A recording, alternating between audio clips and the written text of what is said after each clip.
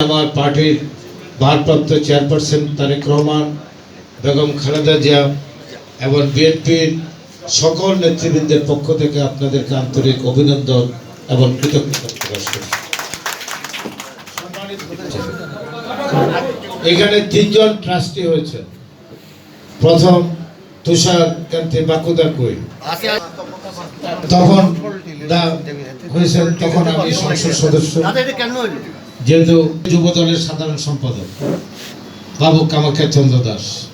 এই তিনজন ট্রাস্টি এখানে উপস্থিত আছেন। তিনজনই আমি অত্যন্ত গর্বিত যে তিনজন আজকে এখানে উপস্থিত আছেন।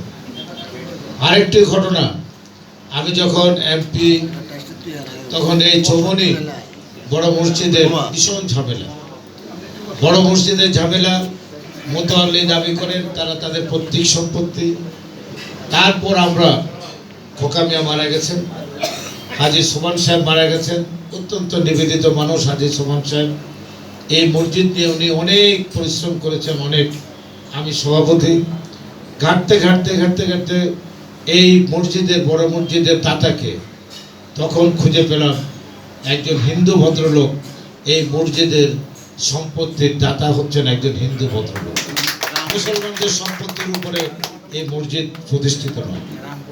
অতএব যারা ভুয়া মোতাল্লি দাবি করত তাদেরকে বাদ দিয়ে আমি সভাপতি একটা ট্রাস্টি বাইলস করে সরকারি কর্মকর্তা এবং বাইরের থেকে নির্বাচিত একজন সাধারণ সম্পাদক আর হওয়ার এই জন্য এইটি করে দিয়েছে। কারণ হলো ভুয়া ভুয়া ট্রাস্টি মানে ভুয়া মোতাল্লি, ভুয়া সম্পত্তি দাতা দাবি করে ওনারা এই মসজিদ পরিচালনা করত।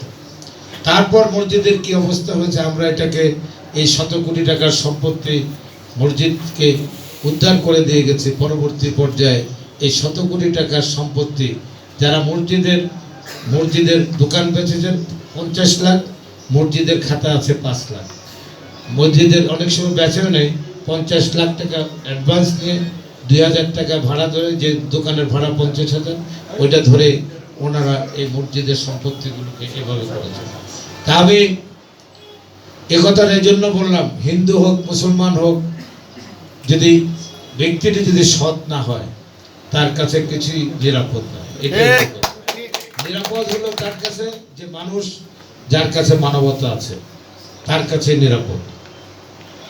আমি সেজন্য আমাদের রসুলের দুটি কথা বলতে চাই। একবার একটি দল মদিনা শরীফে আসলেন, মসজিদুল নববীতে, এটা হলো খ্রিস্টান সম্প্রদায়। তারা বললেন যে আমরা নামাজ পড়ব, ওদের ইবাদত করবেন। তখন উনি বললেন যে সাহাবাদের এখান থেকে একটা পর্দা টেনে দাও। সাহাবারা অত্যন্ত ক্ষুব্ধ হলেন যে আমাদের মসজিদের মধ্যে ওনারা ইবাদত করবেন। উনি বললেন না, একটা পর্দা টেনে দাও, ওনারা ওনাদের ইবাদত করেন, ওনারা তো সৃষ্টিকর্তার নামে ইবাদত করবেন, এখানে কোনো ভেদাভেদ নাই। আবার ইহুদি সম্প্রদায়ের লোক আসলেন, তারা তো একটা মানে তাদের সম্পর্কে সারা পৃথিবীর লোকজন। ওইখানে বসে একজন ইহুদি সম্প্রদায়ের লোক দেখা করতে এসে উনি মসজিদের মধ্যে প্রস্রাব করে দিলেন। দেওয়ার পর অনেকে, হযরত ওমর সহ অনেকে তলোয়ার বের করে ফেললেন, মসজিদ অপবিত্র করলেন। রসুল বললেন, তোমরা শান্ত হও, 7 কলস পানি এনে এখানে এটা ধুয়ে দাও, এটা পবিত্র হয়ে যাবে, কারোর সাথে কোনো প্রকার ঝামেলা করার কোনো প্রয়োজন নেই।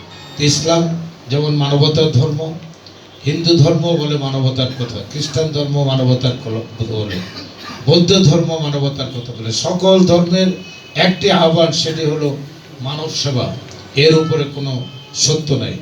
অতএব আমরা সবাই, আরেকটি বিষয়, আমি পশ্চিম বাংলার অনেক নেতাদের জীবন ইতিহাস আছে, তারা এই বাংলাদেশের স্বাধীনতার ইতিহাস। আমি এবার পশ্চিম বাংলার ভারতের নির্বাচনে কৃষ্ণনগর থেকে রানী মাতা দাঁড়িয়েছিলেন, তার বিরুদ্ধে দাঁড়িয়েছিলেন কি জানেন, অত্যন্ত সেখানে সে বলছে যে 1757 সালে যখন সিরাজউদ্দৌলার বিরুদ্ধে ইংরেজদের যুদ্ধ হয়, তখন কৃষ্ণনগরের রাজা ব্রিটিশদের পক্ষাবলম্বী করেছে, সিরাজউদ্দৌলার বিরুদ্ধে ছিল।